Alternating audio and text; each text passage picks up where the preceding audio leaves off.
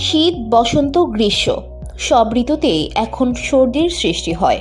অনেক সময় সর্দি লাগলে কানে ব্যথা করে এবং নাক দিয়ে রক্ত পড়তে পারে, ফলে অনেক সমস্যা যেমন সাইনোসাইটিস হতে পারে।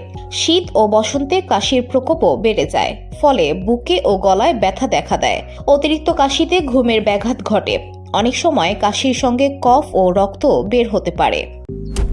মালয়েশিয়ান প্রযুক্তিতে তৈরি অত্যাধুনিক cleaning machine modern vacuum cleaner যে কোনো ধরনের ধুলো ময়লাকে পরিষ্কার করে ঘরকে করে তুলুন চকচকে ও আকর্ষণীয়। Modem, brand of luxury. সংক্রমণ ছড়ায় কিভাবে?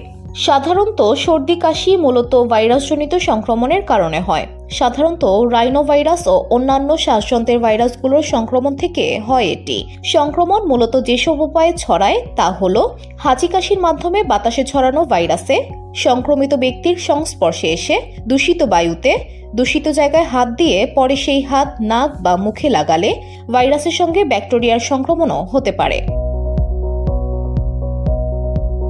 VOD Bangla news desk.